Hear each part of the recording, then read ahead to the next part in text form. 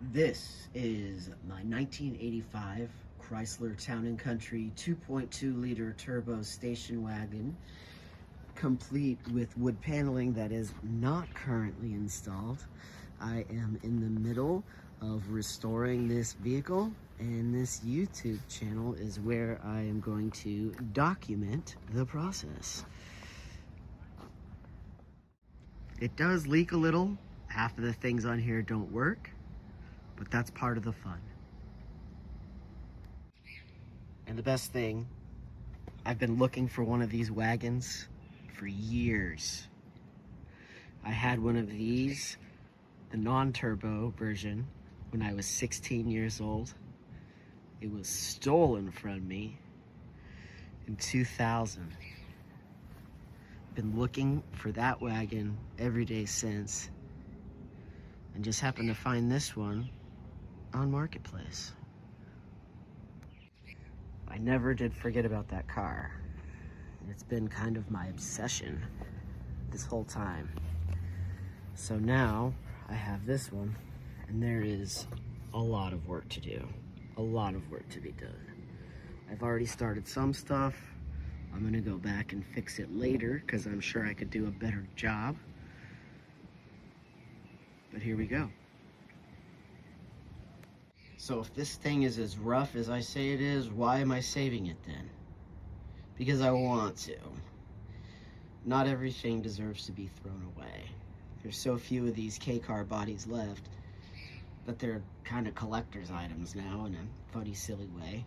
So now I have this 2.2 liter 4-cylinder turbo sitting here in my driveway, and we're working on it. The goal is to get this at least running and back on the road over the summer, and then after that work on the cosmetic issues, and then hopefully soon by the end of the year I'll have it looking in decent condition.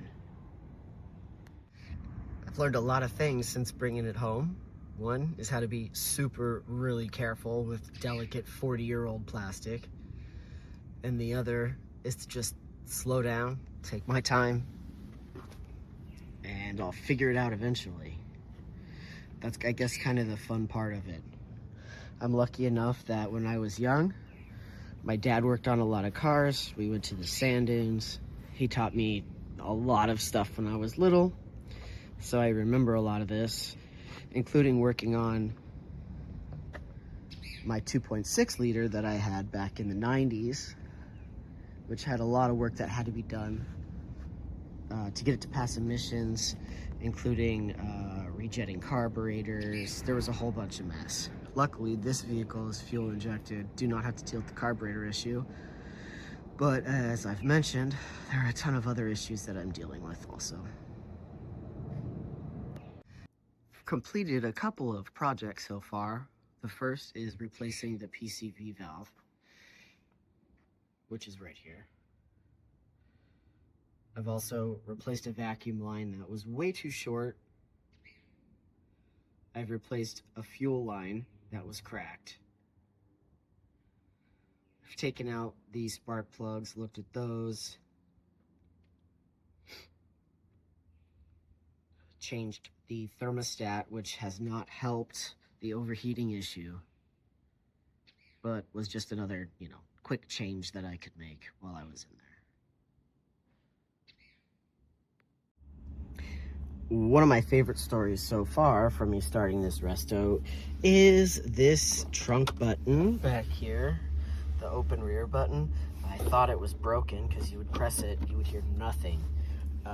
So it made me think it was a bad switch or a bad electrical connection. I was 2 seconds from tracing everything all the way from here, all the way back through the cargo. And then I decided to Google it. And I found out that the key has to be in the ignition for it to work. So the button does work, which is fantastic news because that's just one less thing that I have to fix. Cool thing that I have that not everybody does have is the original operating instructions and manual for the car. Has everything in here. Pretty cool. It's all the original paperwork. Cool thing to keep in the glove box. So this was my dream project before I owned it. It's better now that it's in my driveway. I hope you guys follow along. We've got a lot more repairs ahead of us, and hopefully a lot more adventures too. See you guys in the next one. Bye.